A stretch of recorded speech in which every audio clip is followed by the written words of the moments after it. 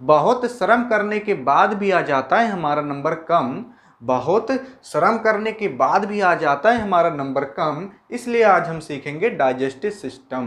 क्या सीखेंगे? Digestive system. देखिए डाइजेस्टिव सिस्टम आपके एग्जाम के पॉइंट ऑफ व्यू से बहुत इंपॉर्टेंट होता है और इसमें से लगभग हमेशा कुछ ना कुछ क्वेश्चन पूछे ही जाते हैं कि इसमें से डाइजेस्टिव सिस्टम में से। तो ऐसी फालतू बातें हम नहीं करने वाले हैं क्योंकि आप भी जानते हो इसमें से क्वेश्चन पूछा ही जाता है, बहुत इंपॉर्टेंट टॉपिक है। ठीक है, तो चलिए चलते हैं अपने सीधा टॉपिक पर, डाइजेस्टिव सिस्टम। तो सबसे पहले जानते हैं डाइजेस्टिव सिस्टम होता क्या है। क्या होता है डाइजेस्टिव सिस्टम, उसको सबसे पहले जानते हैं। देखिए सिस्टम क्या होता है उसको जान लेते हैं। सिस्टम, देखिए सिस्टम ये होता है जब कई चीज़ मिलकर केवल एक काम करती हैं, उसको क्या कहते हैं? सिस्टम एक कहते हैं। ठीक है, जैसे कि मान लीजिए सोलर सिस्टम कोई ले लेते हैं, यानी कि ब्रह्मांड, उसमें क्या होता है कई सारे ग्रह मिलकर केवल एक काम करते हैं, सूरज का चक्कर लगाते हैं। ठीक है, क्या करते हैं? कई सारे ग्रह मिलकर केवल एक काम करते हैं, सूरज का चक्कर लगाते हैं, इसलिए उसको कहा गया है सोलर सिस्टम। क्योंकि उसमें कई सारे ग्रह मिलकर केवल एक काम कर रहे हैं, सूरज का चक्कर लगा रहे हैं, उसको इसलिए कहा गया सिस्टम, सोलर सिस्टम कहा गया है। समझ गए? अब देखिए यहाँ पर डाइजेस्टिव सिस्टम है, यानी कि इसमें भी कई सारी चीज़ मिलकर केवल एक काम कर रही होगी, वो भी कौन सा काम? डाइजेशन का काम। ठीक है, यानी कि कई सारे ऑर्गन मिलकर केवल डाइजेशन का काम कर रहे हैं, इसलिए इसको कहा गया डाइजेस्टिव सिस्टम। समझ गए? मस्त समझाता है एकदम। अब आपने जान लिया कि डाइजेस्टिव सिस्टम क्या होता है, यानी कि पाचन तंत्र क्या होता है उसको तो जान लिया, लेकिन पाचन क्या होता है उसको जाना? पाचन यानी कि डाइजेशन क्या होता है उसको जानते हो? नहीं जानते ना। बहुत से लोग सोचते हैं इसे खाना खाए फिर पेट ऑटम गया फिर हक दिए, उसको कहते हैं डाइजेशन। इसको डाइजेशन नहीं कहते हैं। डाइजेशन क्या होता है उसको बताता हूँ। देखिए आपके शरीर की सबसे छोटी इकाई क्या है? आपके शरीर की सबसे छोटी इकाई है सेल, यानी कि कोशिका। कोशिका क्या है? आपके शरीर की सबसे छोटी इकाई है। यानी कि जब आपके सेल को पावर मिलेगी, जब आपके सेल को शक्ति मिलेगी तभी आपको शक्ति मिलेगी। ठीक है, जब आपको सेल को एनर्जी मिलेगी तभी आपको एनर्जी मिलेगी। तो ऐसा तो है नहीं, ऐसे तो आप एनर्जी देते नहीं हो सेल को कि चावल लिए एक एक तो डालने लगे, ले चलता हूँ खाई ले, लेता हूँ खाई ले, कोशिश करता हूँ खा ले, ऐसे देते नहीं हो एनर्जी। आप क्या करते हो? सिंपल सा खाना खाते हो। जैसे कि मान लीजिए आपने केला खाया, केला और शुरू कर दिया खेला। ठीक है, गलत ना समझना, ये लड़कों ने पतन का पर देखो खाया आपने केला। ठीक है, अब केला से आपको क्या मिलेगा? कार्बोहाइड्रेट। ठीक, अब देखिए हमारी जो सेल होती है ना बहुत छोटी होती है, बहुत छोटी होती है, बता भी नहीं सकते इतनी छोटी होती है। तो जो जो सेल होती है बहुत छोटी होती है, तो सेल जो है वो कार्बोहाइड्रेट को खा नहीं पाएगी, मतलब ले नहीं पाएगी। अब भैया आँखों खाली इतना खुलता है, अब इतना एक के बाद में चावल ठूस दे थोड़ी ना जाएगा। तो वैसे सेल भी बहुत छोटी होती है तो कार्बोहाइड्रेट को वो नहीं ले पाएगी। तो भगवान सोचे कि ये कार्बोहाइड्रेट ससुरा बहुत बड़ा है, सलाह ले ही नहीं पाएगा, तो क्या किया जाए? तो भगवान फिर MBBS वाला दिमाग लगाया। कहा कि अब हम छीनी हथौड़ी फिट करेंगे अंदरवा शरीर के। तो क्या किया? छीनी हथौड़ी फिट कर दिया। फिर कार्बोहाइड्रेट, कार्बोहाइड्रेट को हिंदी में कहा जाता है शर्करा। ठीक है, फिर कार्बोहाइड्रेट क्या की? कार्बोहाइड्रेट को छीनी हथौड़ियाँ जो है वो तोड़ देती है, तोड़ के ग्लूकोज में बदल देगी। अरे भैया जैसे कि मान लो आप ही मुर्गा उर्गा खरीदने गए हो, तो खड़े मुर्गा थोड़ी ना खाते हो, उसको कटवाते हो, फिर उसको क्या कहते हैं? एक एक पीस को कहते हैं बोटी। ठीक है, बोटी कहा जाता है। वैसे ही जब कार्बोहाइड्रेट को तोड़ोगे तो उसको कहा जाएगा ग्लूकोज। ठीक है, तो भगवान फिर सोचा कि ये थोड़ा बड़ा है, इसको क्या किया जाए? फिर भगवान MBBS वाला दिमाग लगाया। कहा कि एक और छीनी हथौड़ी फिट करेंगे। तो भगवान एक और छीनी हथौड़ी फिट किया, फिर ग्लूकोज को तोड़वाया ग्लाइकोजन में। ठीक है, तो कहा हाँ अब छोट हुआ है, अब इसे ले लेगा। तो सेल क्या करता है? ग्लाइकोजन को लेता है। ठीक है, ग्लाइकोजन को क्या करता है? सेल लेता है। समझे? केला से एनर्जी नहीं मिली, केला में जो पाया जाता है कार्बोहाइड्रेट उसको भगवान ने तोड़वाया, छीनी हथौड़ी से फिट किया है हमारे अंदर। ठीक, छीनी हथौड़ी से तोड़वाया ग्लूकोज में, ग्लूकोज से तोड़वाया ग्लाइकोजन में, तो उससे हमें एनर्जी मिली। समझ गए कैसे एनर्जी मिलती है? यही जो प्रोसेस है इसको कहा जाता है डाइजेशन। तोड़ने की ये जो प्रक्रिया है जिससे एनर्जी मिली हमें, इसको क्या कहा जाता है? इसको कहा जाता है डाइजेशन। यहाँ तक समझ में आ गया डाइजेशन क्या होता है? ऐसी क्या होता है? कार्बोहाइड्रेट देखिए ऐसे टूटा, ऐसी प्रोटीन और प्रोटीन को टूटते हैं, तो वो सब आगे हम आप बताएंगे आपको। अब एक के बैग थोड़ी ना जान लोगे, कुल धीरे धीरे बताया जाएगा। तो आप जान गए कि डाइजेशन क्या होता है, समझ गए। अब चलते हैं आगे। देखिए अब जो डाइजेशन होता है वो किसी न किसी रास्ते से होता होगा, यानी कि हम खनवा खाए कौनो ना कौनो रास्ता से जाएगा ही। ऐसा तो है नहीं कि आप खाए अंदर वो कुछ नहीं चला गया फेफड़ों में, ऐसा थोड़ी ना होगा, ठीक है। एक रास्ता बना होगा, वहाँ से खाना जाएगा, वहाँ से डाइजेस्ट होगा। तो वो रास्ते को क्या कहा जाता है वो जानते हैं। तो देखिए, सबसे पहले आप खाना कहाँ लेते हो? सबसे पहले भैया मुंह में लेते हो। कहाँ लेते हो? मुंह में लेते हो ना, मुंह में लेते हो, और कहीं नहीं लेते हो, मुंह में लेते हैं हम लोग खाना। तो मुंह में लेंगे, फिर चबाओगे, फिर चबाने के बाद उसको ले लोगे। तो खनवा क्या करेंगे, फिर हम ले लेंगे। ले लेने के बाद कहाँ आएगा? ईसोफेगस यानी कि ग्रास नली। कहाँ पर आएगा? ईसोफेगस यानी कि ग्रास नली। यहाँ से हम ले ले, फिर ईसोफेगस में आए, फिर छपाक से पेट में आ जाएगा।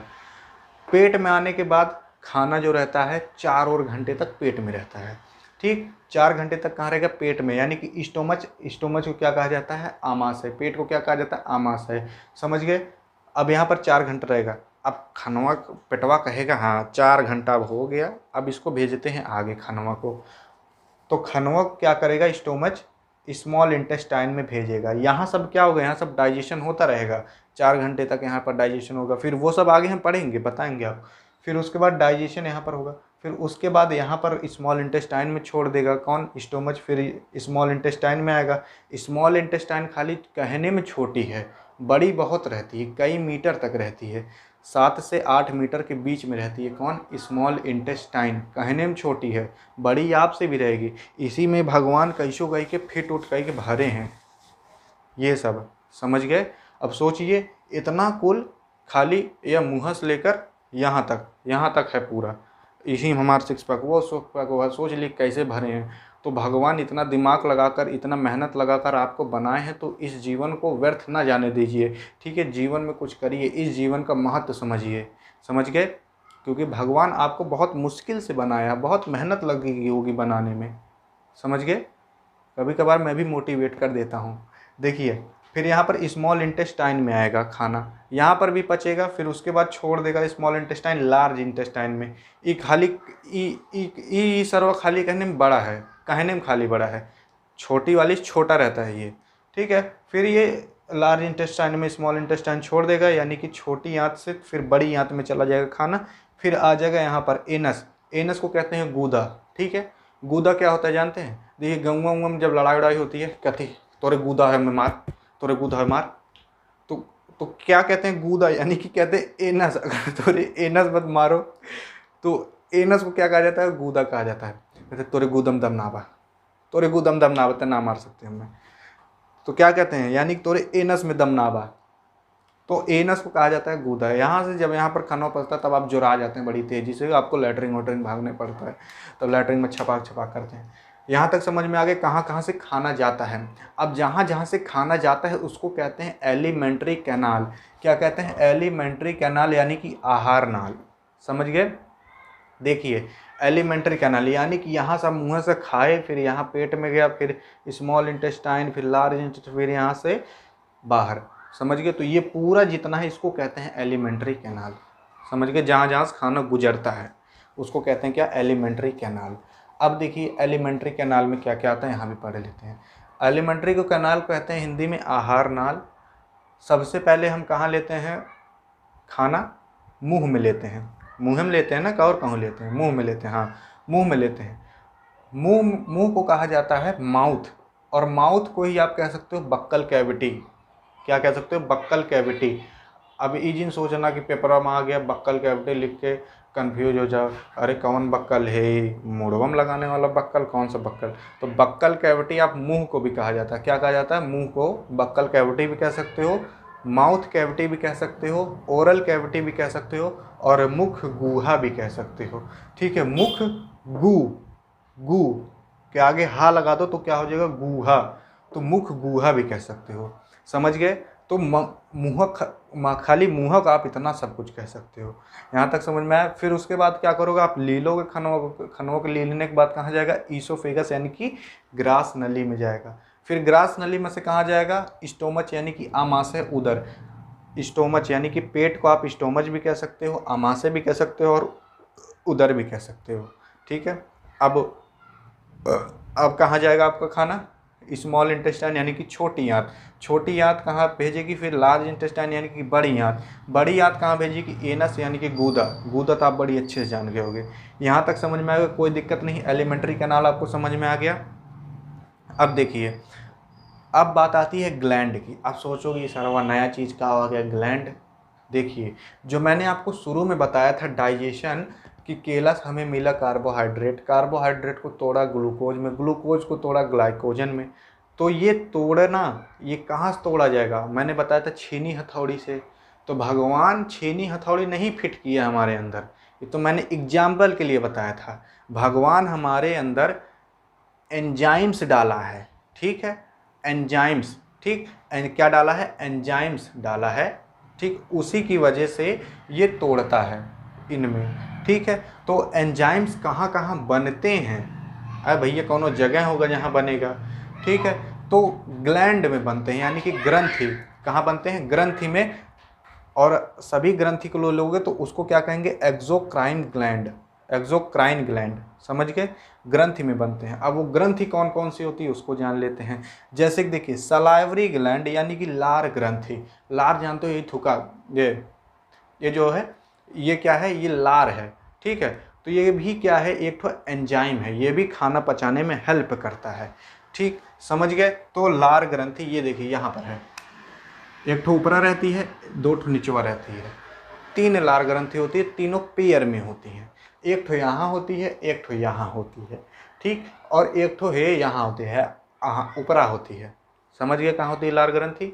देखिए, जब आप कभी रसगुल्ला देख लेते हैं तो यहीं जिभिया के निचवा से जल्दी जल्दी मतलब थूक आने लगता है, थोड़ा पानी टाइप का आने लगता है, तो वही कहते हैं मुँह से पानी टपकने लगा।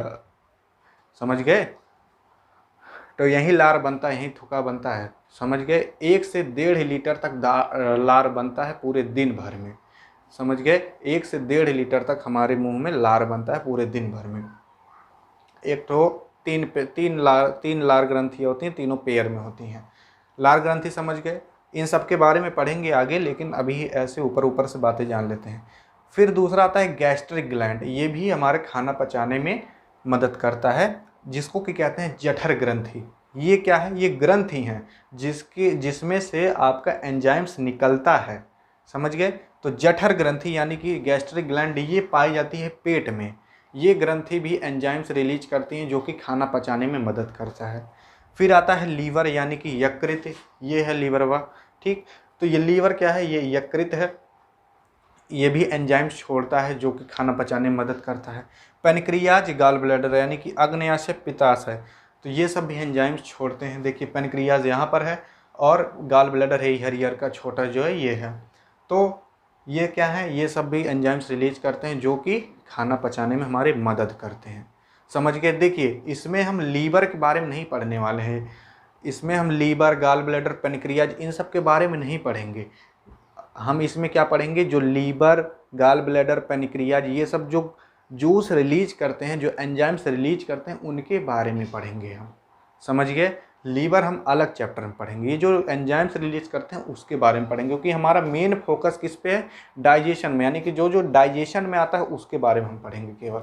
तो ये लीवरवा थोड़ी ना आता है डाइजेशन में, ये जो जूस रिलीज करता है वो आता है, तो उसके बारे में हम पढ़ेंगे। तो यहाँ तक आई होप आपको समझ में आ गया होगा, आ गया है ना? अब देखिए, जो एलिमेंट्री कैनाल होता है, एलिमेंट्री कैनाल जो होता है यानी कि यहाँ से लेकर पूरा है यहाँ तक, ये 32 से 33 फीट तक होता है।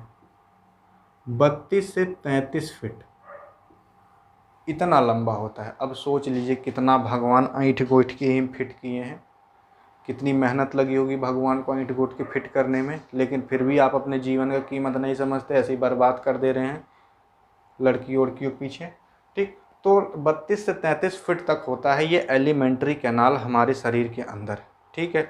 यानी कि है यहाँ से लेकर यहाँ तक, है यहाँ से लेकर यहाँ पिछवा तक 32 फीट पूरा, 32 से 33 फीट पूरा है। ये हमारा सिक्स पैको है।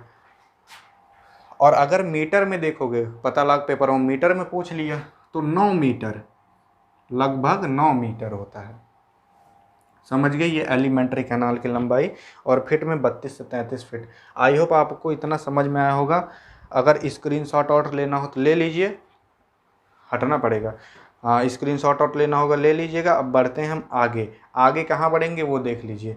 सबसे पहले हम खाना कहाँ लेते हैं? सबसे पहले हम लेते हैं मुंह में। कहाँ पर लेते हैं? मुंह में। तो सबसे पहले हम पढ़ेंगे मुंह। मुंह में क्या पढ़ेंगे हम? मुंह में पढ़ेंगे हम तीत। तीत क्यों तीत पढ़ेंगे? क्योंकि ये चबाने उबाने का काम करता है, तो ये हेल्प करता है डाइजेशन में। तो जो चीज़ हेल्प करेगा डाइजेशन में हम उसके बारे में पढ़ेंगे। और एक ठो होता है टंग, जिसको कि कहते हैं जीभ। ये डाइजेशन में इसका कोई खास रोल नहीं है, लेकिन पढ़ लेंगे, ठीक है। बस ये स्वाद बताने का काम आता है और बोलने के भी काम आता है। और एक ठो पढ़ेंगे हम सलाइवरी ग्लैंड। सलाइवरी ग्लैंड, ठीक है, सलाइवरी ग्लैंड। क्यों हम पहले ये तीन पढ़ेंगे? क्योंकि ये सब मुंह में ही होते हैं। देखिए सलाइवरी ग्लैंड ही मुंह में होता है, यही मुंह में, और तीत भी होते हैं। ये सब क्या करते हैं? ये तीनों क्या करते हैं? हमारे डाइजेशन में हेल्प करते हैं, इसलिए इनके बारे में हम पढ़ेंगे।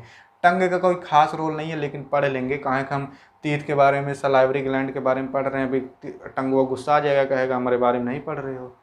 तो इसके बारे में भी हम थोड़ा सा पढ़ लेंगे, ठीक। अगर अब आपको स्क्रीनशॉट लेना हो तो ले लीजिए, ले लीजिए। हम अरे दादा,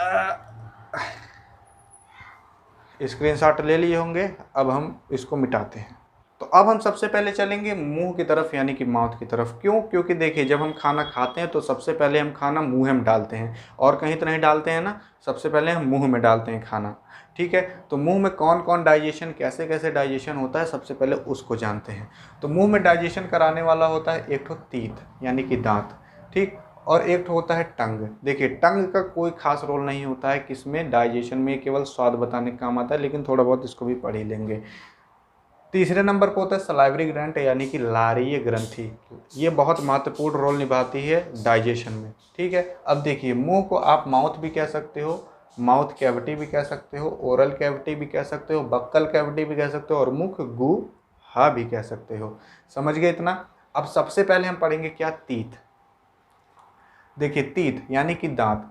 दांत का जो अध्ययन होता है उसको कहा जाता है ओडेंटोलॉजी। क्या कहा जाता है? ओडेंटोलॉजी। अगर आपसे पूछ ले एग्जाम में कि दांत के अध्ययन को क्या कहा जाता है, तो आप क्या कहोगे? ओडेंटोलॉजी, ठीक। अब देखिए, अब दांत किससे बना होता है? वो बना होता है कैल्शियम फास्फेट। किससे बना होता है? कैल्शियम फास्फेट से बना होता है। समझ गए? अब देखिए जो दांत, ये है एक ठो दांत। क्या है? एक ठो दांत है। दांत का जो अंदर वाला पार्ट होता है, ये देखिए, ये एक ठो दांत है ना मेरा, जो फरुए से निकला है बड़ा सा, ये जो दांत है, जो इसके अंदर वाला पार्ट होगा उसको कहेंगे डेंटाइन। और जो ऊपरा वाला पार्ट होता है, उज्जर उज्जर देख सकते हैं, तो उसको कहते हैं इनेमिल, ठीक है। जो इनेमिल होता है वो शरीर का सबसे कठोर भाग होता है। क्या होता है? शरीर का सबसे कठोर भाग कौन सा होता है? इनेमिल। क्या? सबसे शरीर का सबसे कठोर भाग इनेमिल। और अंदर वाले पार्ट को क्या कहते हैं? डेंटाइन। ऊपर वाले पार्ट को इनेमिल। जो ऊपर वाला पार्ट रहता है वो उज्जर उज्जर रहता है। अब ये भी जान लीजिए क्यों इनेमिल इतना कठोर रहता है। क्योंकि जो इनेमिल होता है इसमें पानी की मात्रा ना के बराबर होती है, ठीक। अब देखिए, अब ना के बराबर होती है इसलिए इतना कठोर होता है। अभी जैसे कि मान लीजिए कहीं मट्टी उट्टी है, तो कहीं मट्टी उट्टी है, उस पर पानी ना पड़े तो वो एकदम कठोर हो जाती है। जब पानी पड़े तो क्या हो जाता है? एकदम, मतलब जब पानी पड़ती है तो मुलायम हो जाता है। समझ गए? वैसे ये भी है इनेमिल, इसमें पानी की मात्रा ना के बराबर होती है इसलिए इतना कठोर होता है। अब देखिए एक ठो गाना इसके ऊपर निकला है, मैं पानी पानी हो गई। अब समझ जाइए इसका मतलब, यानी कि पहले तो कठोर थी, जब पानी पड़ा तो भैया मुलायम हो गई। यानी कि संयन उनको ऐसे देख दिया था, वो पानी पानी हो गई थी। अब गनों से भी कुछ सीखा करो। तुम लोग तो खाली हीरोइनियाँ देखने में निकाल देते हो, ये तुमने क्या बताएं हम लोग।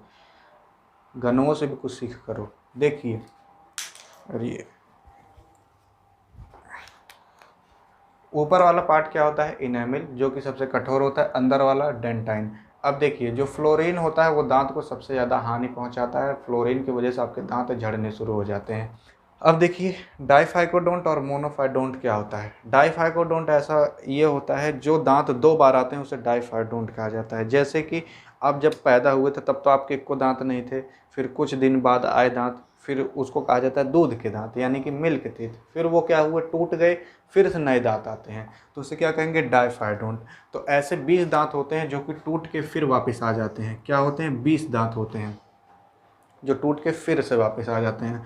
और आपके पूरे मुंह में 32 दांत होते हैं। तो 20 + 32 कितने हो गए? 52। यानी कि आपके पूरे लाइफ में 52 दांत आते हैं, समझ गए। और मोनोफाइडोंट जो केवल एक बार आते हैं जीवन काल में, कितनी बार? केवल एक बार आते हैं जीवन काल में, उसको क्या कहा जाता है? मोनोफाइडोंट कहा जाता है, समझ गए। अब देखिए, अब विजडम टीथ क्या होता है? विजडम टीथ क्या होता है? विजडम टीथ ऐसा दांत होता है जो कि आपके 20 साल, 21 साल, 22 साल के जब हो जाते हैं तब आता है ये, समझ गए। इसको क्या कहा जाता है? इसको कहा जाता है वेस्टिजियल ऑर्गन, यानी कि अवशेषीय अंग। इसका डाइजेशन में भी उतना कोई खास रोल नहीं होता है। क्यों? क्योंकि जब आप 20 साल के नहीं थे या फिर 21 साल के नहीं थे, जब आपके ये दांत नहीं आया, तो क्या आप खाना नहीं खा पाते थे? खा लेते थे आराम से तब भी। तो ये क्या है? वेस्टिजियल ऑर्गन, यानी कि अवशेषीय अंग। इसका कोई उतना खास रोल नहीं होता है विजडम टीथ का। देखिए, इसको विजडम टीथ को अक्ल की भी दांत कहा जाता है, लेकिन इसका अक्ल से कोई भी लेना देना नहीं होता है। क्यों? क्योंकि देखिए, अगर ये जब आपके ये दांत नहीं आया था, अक्ल तो तब भी नहीं थी, और जब आ गया तब भी नहीं रहती है, ठीक। तो इससे कोई अक्ल का कोई लेना देना नहीं होता है, इतना समझ गए। अब देखिए, अब जब ये दतवा आता है ना, तो बड़ा पिराता है, बहुत पिराता है, बुखार उखार चढ़ जाता है। क्यों? देखिए, उसका बता देता हूँ रीज़न। क्योंकि देखिए, अभी मान लीजिए कौनो लड़की का आप पटाए उटाए हो, एग्जाम्पल देता हूँ, कौनो लड़की को पटाए हो, समझ गए। हाँ, मुँह फंसी आ गई होगी, मुझे पता है। कौनो लड़की को पटाए हो, फिर उसके बाद उसके साथ आप पूरा सेट हो चुके हो, फिर बाद में वो आपको छोड़ के चली जाए, तो बड़ा दर्द होता है ना। वैसे यहाँ भी होता है, जो अपना मसूड़ा रहता है वो पूरा सेट हो चुका रहता है दांत के साथ, ठीक। लेकिन वही 20 साल बाद फिर ये इनबकलोल निकल आते हैं, विजडम टीथ आ जाते हैं, बुद्धि वाले दांत, तो ये आ जाते हैं। तो भैया, अब जब कोनो चीज़ पूरा चीज़ सेट हो चुका है, पूरा एकदम वहाँ एकदम मस्त हो चुका है, अब उसी में से एक ठो अंदरवा दांत आ रहा है, तो पिराएगा तो हिवे किया यार। और ये जो विजडम टीथ होता है ना, यानी कि जो अक्ल वाली दांत होती है, ये एकदम पिछवा आता है, एकदम जितने बताया जाता है एकदम पिछवा आता है, ठीक है। तो वहीं पर ये निकलता है, ये विजडम टीथ है, ये 20, 21 साल, 22 की उम्र में निकलता है। बहुत लोग के कभी नहीं निकलता, तो ऐसा ना सोचिएगा आपके अक्ल नहीं आई है, क्योंकि देखिए, अक्ल तो तब भी नहीं थे, अक्ल अब भी नहीं है, इसलिए घबराइएगा ना, समझ गए। अब देखिए, इसको अक्ल की दांत क्यों कहा जाता है ये जान लीजिए। इसको अक्ल की दांत इसलिए कहा जाता है क्योंकि बेबी को बेस पसंद है, ऐसी बात नहीं कोई। अक्ल की दांत इसको इसलिए कहा जाता है क्योंकि क्योंकि ये 20 से 21 साल, 22 की उम्र में आती है, और जब ये आती है तब तक जो बच्चा रहता है, जो आदमी रहता है, वो मैच्योर हो चुका रहता है, तो उस उम्र में आती है, मतलब वो जान चुका रहता है लाइफ के बारे में, तो इसलिए इसको अक्ल की दांत कहते हैं। समझ में आ गया ना। अब देखिए, अब इधर आते हैं, ये क्या है? ये है दांत, ये भी है दांत। ऊपर वाला क्या है? मसूड़ा। क्या है ये? मसूड़ा। जो ऊपर वाला दांत होता है उसके मसूड़े कहा जाता है मैक्सिला जॉ, ठीक है। जॉ मतलब होता है मसूड़ा, ठीक है। जबड़ा, जबड़ा होता है, जौ से जौ से जबड़ा। तो मैक्सिला जॉ ऊपर वाले कहा जाता है, और नीचे वाले के मैंडिबल जॉ कहा जाता है। क्या कहा जाता है? Mandible jaw. नीचे वाले को मैंडिबल जॉ, ऊपर वाले को मैक्सिला जॉ। देखिए, जो नीचे वाला रहता है, जो नीचे वाला जबड़ा रहता है, उसको ऐसे ऐसे कर सकते हैं, यानी कि मूवेबल होता है। इसको आप किसी को चिढ़ाने उड़ाने के लिए यूज कर सकते, ऐसे करके चिढ़ा उड़ा कौन मारेगा तो ये टूट सकता है, समझ गए। तो इसको चिढ़ाने उड़ाने के लिए, यानी कि ये मूवेबल होता है नीचे वाला, ऊपरा वाला नहीं होता है मूवेबल। ऊपरा वाले से कौन चिढ़ाइए, नीचे वाला तो या ऊपरा वाला नहीं होगा, समझ गए। तो ऊपरा वाला का नाम रहता है मैक्सिला, नीचे वाले के मैंडिबल। तो नीचे वाला मूवेबल होता है, ऊपर वाला नहीं होता है। यहाँ तक समझ में आ गया। अब चलते हैं आगे। तो अब हमने दांत के बारे में तो जान लिया, अब दांत के प्रकार के बारे में जानते हैं। तो सबसे पहले हम शुरू करते हैं एडल्ट से, फिर हम जाएंगे चाइल्ड पे। तो दांत जो होते हैं बेसिकली 4 प्रकार के होते हैं। एक होता है इंसीजर, जिसको कि कहा जाता है कृतनद। दूसरा होता है कैनाइन, जिसको कि कहा जाता है रदनक। तीसरा होता है प्रीमोलर, जिसको कहा जाता है अग्रचवर्णक। और चौथा होता है मोलर, जिसको कहा जाता है चवर्णक। इतना जान के 4 प्रकार के दांत होते हैं, ठीक है। अब देखिए, अब आप कैसे पहचानोगे कौन सा दांत इंसीजर है, कौन सा कैनाइन है, कौन सा प्रीमोलर है, कौन सा मोलर है, कैसे पहचानोगे? तो मैं बताता हूँ। देखिए, इंसीजर कौन सा दांत होता है? इंसीजर देखिए, यहाँ पर देखिए, ये जो होता है सामने वाला दांत, ये 1 2 3 4, ठीक है। ये जो सामने वाला दांत है, जो फरुगा फरुगा से मेरा बड़ा बड़ा निकला है, इसको कहते हैं क्या? इंसीजर। क्या कहते हैं? इंसीजर। ये जो बड़ा बड़ा वाला दांत है, इंसीजर किसको कहते हैं जान गए? ये जो बड़ा वाला दांत है उसको क्या कहते हैं? इंसीजर। जो सामने चार बड़ा बड़ा वाला है, फरवैस मेरा जो है, उसको कहते हैं इंसीजर। जितना ऊपर रहता है उतना ही नीचे भी रहता है, समझ गए? अब देखिए कैनाइन कौन सा होता है। देखिए ये वाला जो दांत है, ये वाला, ठीक है, जो चौंक चौंक है मेरा वाला, इसको क्या कहते हैं? इसको कहते हैं कैनाइन। देखिए ये वाला हो गया जो चौंक चौंक होता है। ये नीचे जो चौंक चौंक वाला होता है वो कौन सा होता है? कैनाइन। समझ गए?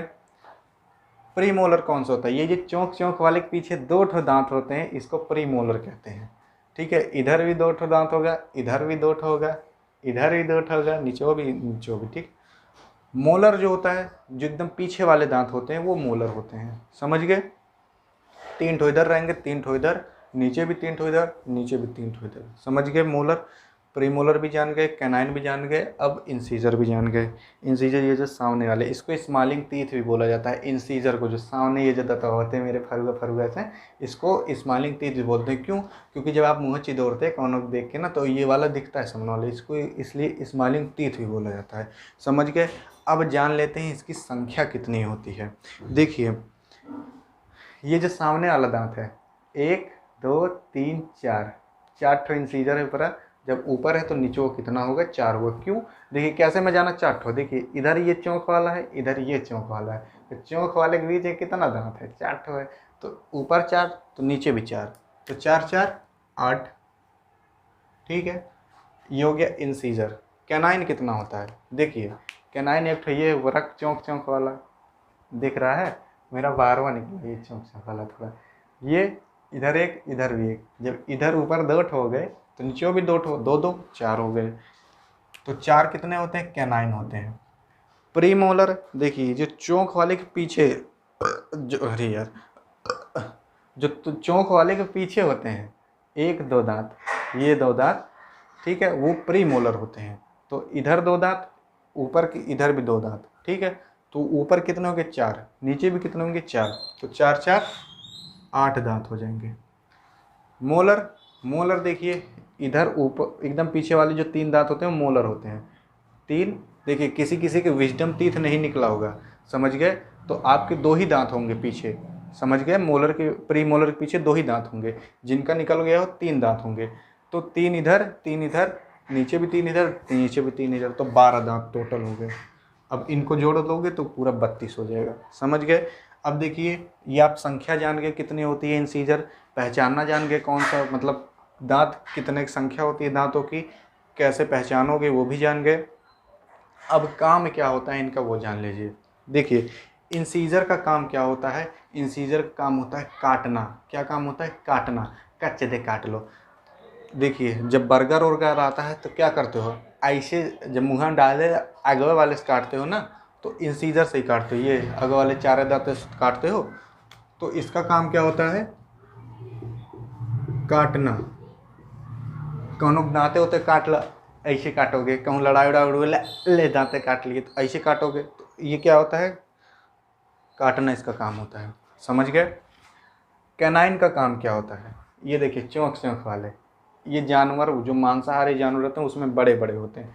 जैसे शेर हो गया, भालू हो गया, चीता हो गया, उसमें बड़े बड़े होते हैं। क्यों? क्योंकि कैनाइन का काम होता है मांस उंस को फाड़ना। अब देखिए मेरा ही बड़ा है, अब जान जाइए। देखिए चुड़ैल उड़ैल में भी क्या होता है? ये बड़े बड़े दांत होते हैं। ये इधर वाला कैनाइन वाला ही बड़ा होता है।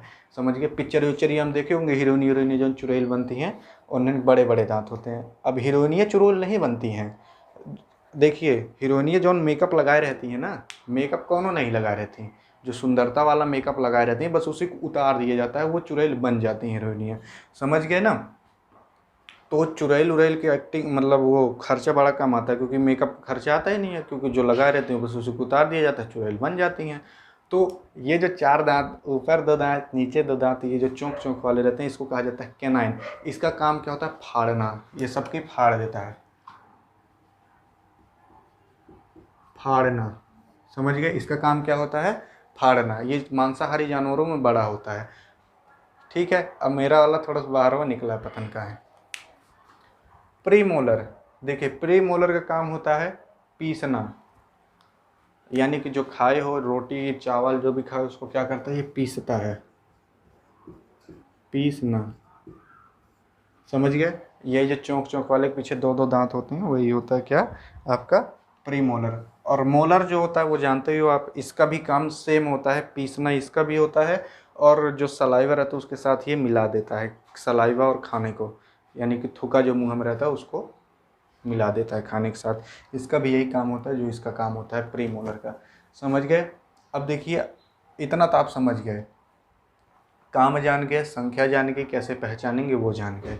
अब देखिए अब आगे चलते हैं। अब आगे दांत के प्रकार चाइल्ड में, ठीक है। चाइल्ड में भी देखिए इंसीजर होता है, कृतनद, ठीक, कैनाइन, रदनक, प्रीमोलर। प्रीमोलर इनके में नहीं होता है, बच्चों में क्या होता है, जो छोटे बच्चे रहते हैं उसमें प्रीमोलर नहीं होता है, और मोलर भी होता है उनके में, लेकिन प्रीमोलर नहीं होता। कौन छोटा और बच्चा रहे तो मुँह खुलाइए तो हैं, यहाँ दांत नहीं रहता है उसके, प्रीमोलर वाला दांत नहीं रहता है, समझ गए। अब देखिए इंसीजर कितना रहता है, उनके भी यहाँ सामने 4 दांत रहते हैं, नीचे वो 4 दांत रहते हैं, तो 4 4 8 उनके भी रहते हैं इंसीजर। रदनक एक चौक इधर रहेगा, एक चौक इधर रहेगा, ऊपर नीचे, तो 4 क्या हो गया, कैनाइन हो जाएंगे। जो मोलर रहते हैं इनके देखिए विजडम टीथ तो निकली नहीं रहती, तो इधर 2 दांत, इधर 2 दांत, नीचे 2 दांत, इधर नीचे भी 2 दांत, तो 8 दांत होते हैं कुल मोलर में, समझ गए ना। तो ये समझ में आ गया। देखिए जो बच्चों में सबसे पहला दांत निकलता है वो कौन सा निकलता है, वो निकलता है इंसीजर। तो बच्चों में सबसे पहला दांत कौन सा निकलता है, इंसीजर निकलता है, ये तो आप जान गए। अब देखिए अब यहीं पर एक क्वेश्चन बनता है कि जो हाथी के दांत होते हैं, जो बाहरवा बड़ा बड़ा दांत निकला रहता है हाथी का, वो कौन सा दांत होता है। अब आप सोचिए बताइए, तब तक मैं पानी पी लेता हूँ।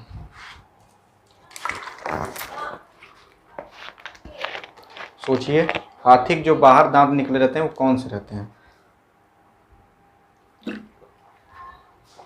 पानी या ना, देखिए सोचिए।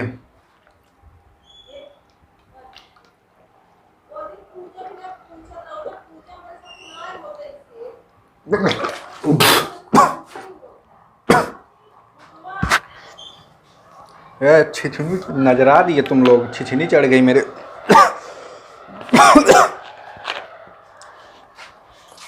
पीने लायक नहीं है तुम लोग के सामने। जाने कौन सा दांत रहता है, तो वो दांत रहता है इंसीजर। अब आप सोचो कि भाई ये जो अगवा निकला रहता है चौंक चौंक रहता है तो कैनाइन होगा।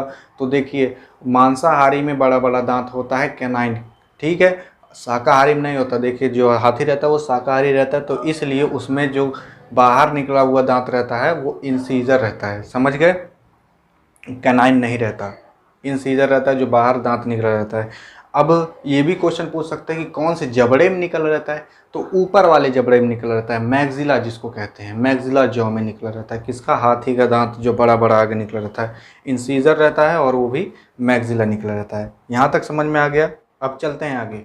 देखिए जिस तरीके से आप मैथ में फार्मूला पढ़ते आए हो उसी तरीके से इसमें भी एक फार्मूला होता है।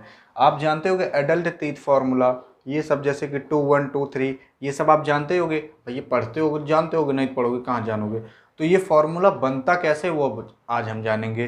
देखिए मिल्क टीथ फार्मूला ये कैसे बनता है वो हम जानेंगे। आपके कितने दांत हैं आप फार्मूला कैसे बना सकते हो वो जानेंगे, ठीक है। तो देखिए तो यहाँ पर मैंने पहले से लिखा है इंसीजर 8 होते हैं, कैनाइन 4, प्रीमोलर 8 और मोलर 12। ये तो आपको मैंने पहले ही बता दिया था अभी जस्ट थोड़ी देर पहले, ठीक है। अब देखिए अगर ये देखिए ये हमारा है क्या, दांत, समझ गए। अगर दांत को फॉर्मूला बनाने का हम ये सीख रहे हैं, ठीक है। अगर दांत को हम आधे पर से इस तरीके से कर दें, मतलब आधा आधा बांट दें, आधा इस तरफ आधा इस तरफ, फिर इस तरीके से, ठीक है। तो अगर आप देखोगे तो ये एक चैम्बर बन गया, ये दूसरा चैम्बर बन गया, ये तीसरा चैम्बर बन गया, और ये चौथा चैम्बर बन गया। यहाँ तक कोई दिक्कत नहीं, ये फॉर्मूला बनाना हम सीख रहे हैं। देखिए इस तरीके से, समझ गए, प्लस के आकार में। तो इस तरीके से हमने बांट दिया, 4 चैम्बर हमारे बन गए, 1 2 3 4, ठीक है। अब देखिए अब ये जितने भी दांत आपके बट गए वो सब इक्वल बटे हैं, यानी कि जितना पहले चैम्बर में होगा सेम वही दांत और उतना ही दांत दूसरे चैम्बर में होगा, जितना दूसरे में होगा उतना ही तीसरे में, जितना तीसरे में उतना चौथे में, यानी कि सब जगह इक्वल होगा। अब देखिए भैया, ये हमारा दांत है, ठीक है। अब इधर देखिए 4 ठो क्या है सामने, क्या है, इंसीजर। बीच से ऐसे हम विभाजित कर दें इधर का, तो इधर 2 इंसीजर हो जाएंगे, इधर 2 इंसीजर, इधर एक कैनाइन, इधर भी एक कैनाइन, इधर 2 ठो प्रीमोलर, इधर 2 ठो प्रीमोलर, इधर 3 ठो मोलर, इधर 3 ठो मोलर। तो क्या होगा, बराबर हो गए, सेम वही चीज़ निचवा हो जाएगा। और अगर इस तरीके से बांट दें, इस तरीके से ऐसे ऊपर का नीचे का, तो ऊपर का भी और नीचे का भी तब भी बराबर रहेगा, यानी कि जितना ऊपर दांत उतना ही नीचे दांत, वो भी सेम। समझ में आगे, कोई दिक्कत नहीं। अब देखिए इसी तरीके से फॉर्मूला बनता है। अब अगर हम ऐसे करें, ठीक है, तो इसमें कितने हैं, पहले वाले चैम्बर में कितने इंसीजर, कितने कैनाइन, कितने मोलर, प्रीमोलर, कितने मोलर रहेंगे। देखिए मान लीजिए इधर देखिए, इधर 1 2 कितने रहेंगे, 2 इंसीजर, 1 कैनाइन, ठीक है, इधर 2 ठो प्रीमोलर और 3 ठो मोलर, ठीक है। जब इधर इतना है तो सेम इधर भी इतना ही होगा, इधर भी इतना ही होगा, 2 1 2 3 2 1 2 3। तो यही होता है फॉर्मूला 2 1 2 3। देखिए यहाँ पर हम लिख लेते हैं 2 1 2 3 2 1 2 3, ठीक है। अगर 2 देखोगे, 2 क्या है यहाँ पर, तो यहाँ पर है भैया इंसीजर, ठीक है, आई लिख देता हूँ। 1 क्या है, कैनाइन, ठीक है। अब कैसे देखिए, ये जो 2 है, 2 कितना है, और ये मुँह में चल गया, 2 कितना है, 1 2, इंसीजर कितना है, 1 2, तो 2 इंसीजर, कैनाइन 1 ठो, प्रीमोलर 2 ठो। इस साइड का केवल बात की जा रहा है, इतने गांठ, इतने ऊपर वाले कितने के, इस साइड का, ठीक है। प्रीमोलर भी 2 ठो और मोलर 3 ठो, ठीक है, मोलर। तो ये इस तरीके से ही आपका फॉर्मूला बनता है ICPM, ठीक है, इंसीजर, कैनाइन, प्रीमोलर, मोलर, 2 1 2 3 इस तरीके से बनता है, समझ गए। अब देखिए अगर इसी में ही, इतने में ही अगर आप 4 से मल्टीप्लाई कर दोगे, इनमें से चाहे जो उठा लो 4 से मल्टीप्लाई कर दोगे तो आपका फिर से यही नंबर आ जाएगा टोटल, ठीक है। तो देखो 4 2 जा 8, 4 1 जा 4, 4 2 जा 8, 4 3 जा 12, तो 4 से अगर मल्टीप्लाई कर दोगे फिर से वही आ जाएगा, समझ गए। यही होता है फॉर्मूला इसमें 2 1 2 3। अब देखिए अब चाइल्ड का कैसे होगा, चाइल्ड में क्या होता है, 8 दांत होते हैं, कौन से, इंसीजर। तो देखिए यहीं पर ये हम मान लेते हैं अब चाइल्ड का है, तो चाइल्ड का इंसीजर कितना होगा, 2 ठो होगा, ठीक है। देखिए मान लो ये मैं चाइल्ड हूँ, तो यहाँ पर कितना होगा, 1 2 इंसीजर सामने एक चैम्बर में, तो 2, ठीक, और 4 कितने हैं, कैनाइन, तो यानी कि एक इधर एक इधर एक इधर एक इधर, यानी कि ऊपर 2 ठो नीचे 2 ठो, तो एक कितना हो जाएगा, कैनाइन, क्योंकि एक ही साइड का हम लेंगे, आधे पर से ऐसे काट दिए इधर का, और 0 प्रीमोलर, ठीक है, तो 0 होगा। और 8 हैं क्या, मोलर, 8 मोलर हैं, यानी कि 2 ठो इस साइड ऊपर, 2 ठो इस साइड ऊपर, 2 ठो इस साइड नीचे, 2 ठो इस साइड नीचे, 8 मोलर हो गए। किसमें, चाइल्ड में। तो हमें केवल एक साइड का लेना है, तो एक साइड का कौन सा है, ये वाला ही ले लेते हैं, ऊपर है, तो इधर क्या हो जाएगा, 2 ठो मोलर। तो 2102 क्या होता है, बच्चों का होता है 2102, समझ गए। अगर मान लीजिए आपके विजडम टीथ नहीं निकल आए हैं, नहीं निकले हैं, तब भी आप इस तरीके से फार्मूला बना सकते हो अपना दांत रख के, समझ गए। अगर मान लीजिए कभी आप अपनी वाली के साथ घूमने उमने गए थे और पकड़ उकड़ उठे हैं, उस आपकी वाली उसका भाई बाबा देख ले तो आपके दांत तो तोड़ दिया होगा, तो अब जितने आपके दांत हैं तो उसका भी आप फार्मूला बना सकते हो इसी तरीके से, समझ गए ना। बस दांत को रखो, कितने दांत आपके एक साइड हैं, इस साइड, बीच से ऐसे काटो, इस साइड देखो, फार्मूला बना सकते हो। तो ये जो 2 है ये क्या है, इंसीजर है, ये 1 क्या है, कैनाइन है, 0 प्रीमोलर है, 2 मोलर है। अगर इसमें आप 4 से मल्टीप्लाई कर दोगे तो फिर से यही आ जाएगा, समझ गए। फार्मूला बनाना बहुत आसान है, फार्मूला बनाना तो यही है, फार्मूला बनाना सीख गए। अब देखिए अब आगे क्या, देखिए ठीक और डोंट क्या होता है। थीकोडोंट क्या होता है? ये दो टर्म, इसको भी आप जान लीजिए, दो टर्म को। थीकोडोंट वो होता है जहाँ पर आपके दांत फिट किए गए हैं, उसका अरेंजमेंट कहलाता है थीकोडोंट। और ब्यूनोडोंट क्या होता है? ब्यूनोडोंट, ब्यूनोडोंट होता है जब दंतवा चौक हो जाता है। क्या हो जाता है?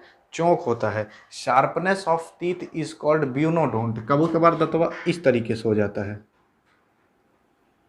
इस तरीके से, इस तरीके से ऐसे निचवा चौक हो जाता है। ये वाला हमारा देखेंगे तो ये वाला है थोड़ा चौक, तो क्या है? ब्यूनोडोंट। समझ गए? थीकोडोंट, ब्यूनोडोंट समझ में आ गया। Bunodont, sharpness of teeth is called bunodont.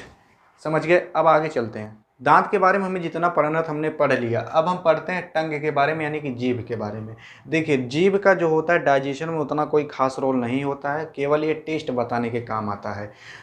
जो जीभ होता है वो एक सेंसरी ऑर्गन है, यानी कि संवेदी अंग है। सेंसरी ऑर्गन का मतलब ये सेंस देता है किसी चीज़ का।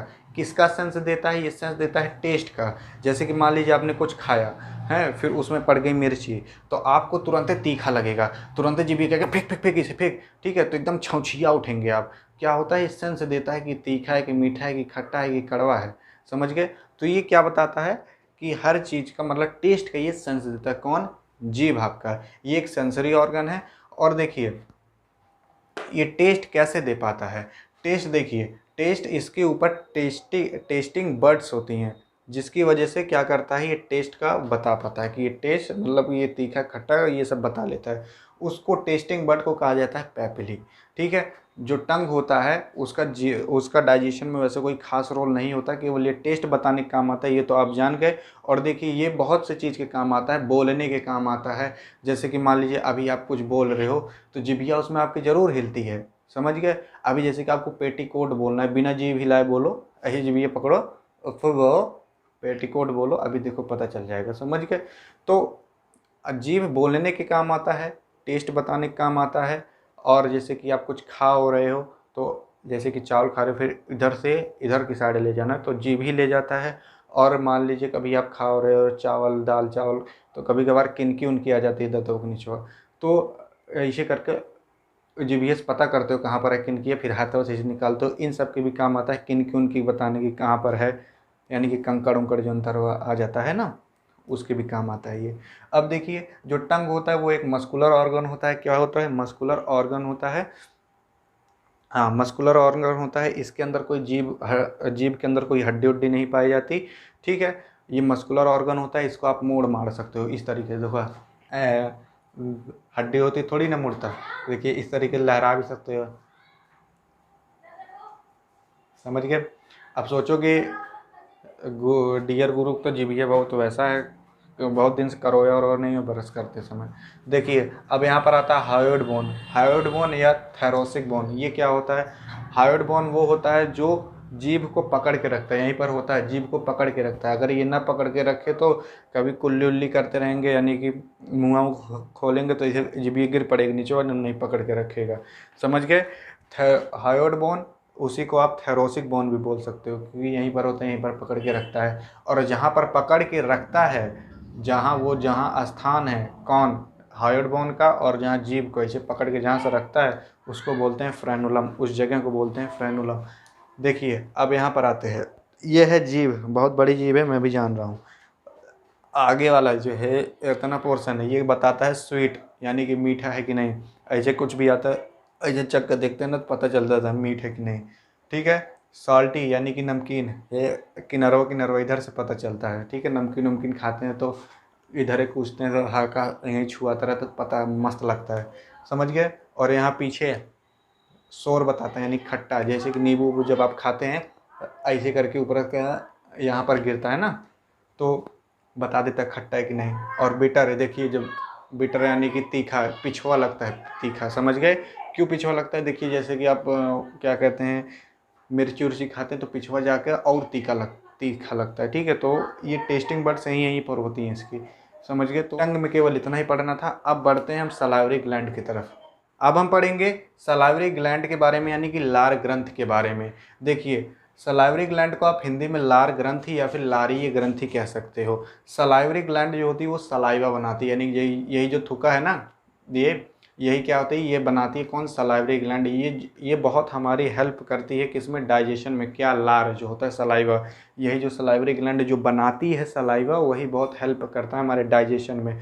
और अगर आप इसको हिंदी में देखोगे तो इसको लार ग्रंथि या फिर लारीय ग्रंथि कह सकते हो। तो ये अगर हिंदी में देखोगे तो हिंदी में ये लार बनाता है। ठीक है, इतना जान गए। अब देखिए ये जो लारीय ग्रंथि होती है कहाँ कहाँ होती है। ये मान लीजिए हमारा क्या है, मुख गुहा, क्या है, मुख गुहा, और ये है ग्रास नली। तो मुख गुहा में एक यहाँ पर, एक यहाँ पर, और एक यहाँ पर ऊपर। ठीक है, तो ये 3 पाए जाते हैं आपके क्या, सलाइवरी ग्लैंड। एक ठो यहाँ पर पाया जाता है, एक ठो यहाँ पर, एक ठो है ऊपरा पाया जाता है। समझ गए। देखिए कभी कभी रसगुल्ला वसगुल्ला समनो आ जाता है ना, रसगुल्ला वसगुल्ला समनो आ जाता है और नात बांध बैठे रहते हैं, तो मुँह में से ऐंठ जीभिया के नीचे से पानी निकलने लगता है। तो आप इंतज़ार करते हो कब जाएं हमारे रिश्तेदार, तो जब जाते हैं तुरंत आप उसके ऊपर टूट पड़ते हो। और जब तक नहीं गए रहते तब तक ऐसा लगता है कि भैया कुछ पता ही नहीं है आपको। तो देखिए यही पनिया यही नीचे बस निकलता है। क्यों, क्योंकि यहाँ पर आपकी सलाइवरी ग्लैंड होती है, एक ठो इस साइड, एक ठो इस साइड, एक ठो अंदर ऊपर होता है। यहाँ तक समझ गए। अब देखिए सलाइवरी ग्लैंड 3 होती हैं, तीनों क्या होती है, पेयर में होती हैं। एक का नाम होता है पैरोइड, एक का नाम है सबमैंडिबुलर, एक का नाम होता है सबलिंगुअल ग्लैंड। ठीक है, अब जो पैरोइड ग्लैंड होती है वो सबसे बड़ी ग्लैंड होती है। अगर आप देखोगे सबसे बड़ी ग्लैंड सलाइवा की, तो यही देखिए, यही सबसे बड़ी दिख रही है ना, तो यही सबसे बड़ी होती है। कौन, यही होती है पैरोइड ग्लैंड, ऊपरा होती है। समझ गए। और ये दोनों तो यहाँ पर होती है, सबमैंडिबुलर और सबलिंगुलर। ठीक, यहाँ पर होती हैं। ये 3 होती हैं, तीनों बड़ी, तीनों पेयर में होती हैं, और पैरोइड सबसे बड़ी होती है। अब देखिए जो लार होता है, जो सलाइवा होता है, उसमें 95 से 98% क्या होता है, पानी होता है, यानी कि वाटर होता है। अब यही जो 2-4% बचा, इसी में आपका क्या होता है, इसी में आपका एंजाइम्स होता है, जो कि हमें बहुत हेल्प करता है हमारे डाइजेशन में। समझ गए। अब देखिए एक होता है टाइलिन, ठीक है, एंजाइम्स, एक होता है डाइस्टेज, ये हमारे लार में ही पाया जाता है। इनका काम क्या होता है, इनका काम होता है digestion of carbohydrate and starch, यानी कि शर्करा, यानी कि शर्करा, कार्बोहाइड्रेट को हिंदी में क्या बोला जाता है, शर्करा। तो ये क्या करती है, कार्बोहाइड्रेट को क्या करते हैं, डाइजेस्ट कर देते हैं, मुंह से ही डाइजेस्ट। अगर कभी पूछ लिया जाए सबसे पहले क्या चीज़ हमारे मतलब क्या चीज़ डाइजेस्ट होना शुरू हो जाता है, तो क्या बता सकते हो आप, कार्बोहाइड्रेट। समझ गए। कार्बोहाइड्रेट मुंह से ही डाइजेस्ट होना स्टार्ट हो जाता है। कौन डाइजेस्ट करता है, टाइलिन और डाइस्टेज। समझ गए। तभी देखिए क्या करते हैं, जैसे कि आप क्रिकेट उर्केट देखते होंगे तो जो खिलाड़ियन रहते हैं बीचों बीचों में केला खाने लगते हैं, तो केला में क्या होता है, कार्बोहाइड्रेट पाया जाता है। कार्बोहाइड्रेट जो रहता है मुंह से ही डाइजेस्ट होना शुरू हो जाता है, तो तुरंत एनर्जी मिलना शुरू हो जाता है। तो इसलिए कार्बोहाइड्रेट खाने से तुरंत एनर्जी आपको मिल जाती है। समझिए, इसलिए केला वाला खाया जाता है। समझ गए ना। तो टाइलिन और डाइस्टेज का आप क्या जान गए, वर्क जान गए, डाइजेशन ऑफ कार्बोहाइड्रेट और स्टार्च है। कार्बोहाइड्रेट और स्टार्च का ये क्या करता है, डाइजेशन करता है।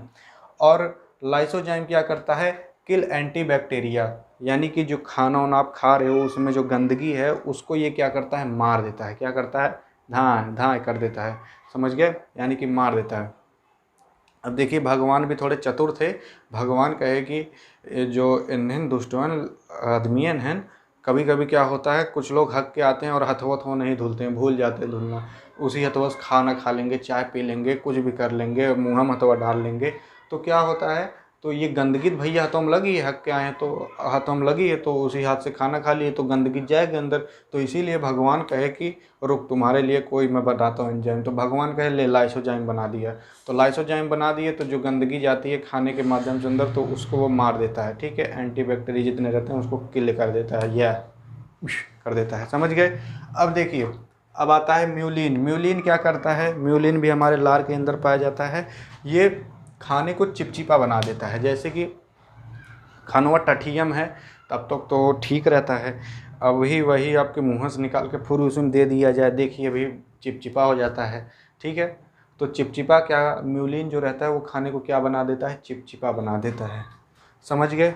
और देखिए खाने को क्या बना देता है, चिपचिपा बना देता है। देखिए सलाइवा यानी कि लार, इसका जो पीएच होता है वो क्या होता है, 6.8 होता है, यानी कि हल्का सा जो होता है ये एसिडिक होता है। समझ गए। हल्का सा क्या होता है, ये एसिडिक होता है। क्योंकि आप जानते हो केमिस्ट्री में आप पढ़े ही होंगे कि 7 से जो नीचे होता है हल्का सा, हैं। 7 से जो नीचे होता है वो एसिड होता है और जो 7 से ऊपर होता है वो क्या होता है, बेस होता है। तो ये 6.8 है, यानी कि एसिडिक होगा, हल्का सा एसिडिक होगा। समझ गए, जो अपना लार होता है वो हल्का सा एसिडिक होता है। तो ये सब क्वेश्चन आपसे बना के पूछ सकता है एग्जाम में, समझ गए। तो देखो, और जो लार होता है, जैसे कि मान लीजिए आप दिन भर हो, एक बार केवल आप ब्रश करते हो तो दिन भर आपका मुंह साफ रहता है, समझ गए।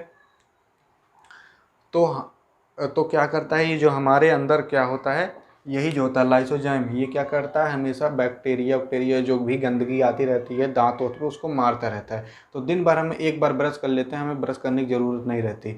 लेकिन जैसे ही हम सो कर उठते हैं तुरंत हमें ब्रश करने की ज़रूरत रहती है। क्यों? क्योंकि देखिए, क्योंकि हम दिन भर रात भर तो सोए हैं, तब हमारे क्या है, लार नहीं बन रहा है। क्योंकि हम कुछ खा नहीं रहे हैं तो लार हमारा बन नहीं रहा है। और जब लार बन नहीं रहा तो यहाँ दतवा तो पा नहीं रहा है। तो जब लार दांत पे आएगा नहीं, यानी कि जो उसमें लाइसोजाइम है वो आएगा नहीं दांत पे, तो बैक्टीरिया वैक्टीरिया को मार नहीं पाएगा। तो इसलिए रात भर में हमारा जो दांत रहता है वो गंदा हो जाता है।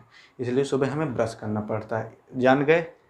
इतना जान गए। देखिए, कभी कभार क्या होता है कि अब आप सोचोगे यार हल्का फुल्का तो लार बनता ही होगा। देखिए, बहुत बच्चे रहते हैं ऐसे सो जाते हैं इस तरीके से मुड़िए करके, हैं। तो सुबह उठ के देखते हैं तो उनका कम से कम एक आध को कटोरा ऐसे थूका बहा रहता है यहाँ तक, ठीक है, ऐसे लटका रहता है यहाँ तक, पूरा गील भया रहता है, समझ गए।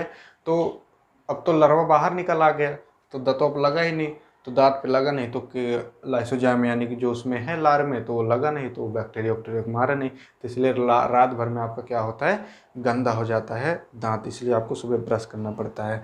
और ये हल्का सा एसिडिक भी होता है, कौन, लार। तो यहाँ पर ये दोस्तों देखिए, इतना मैंने आपको बताया, आई होप आपको समझ में आया होगा।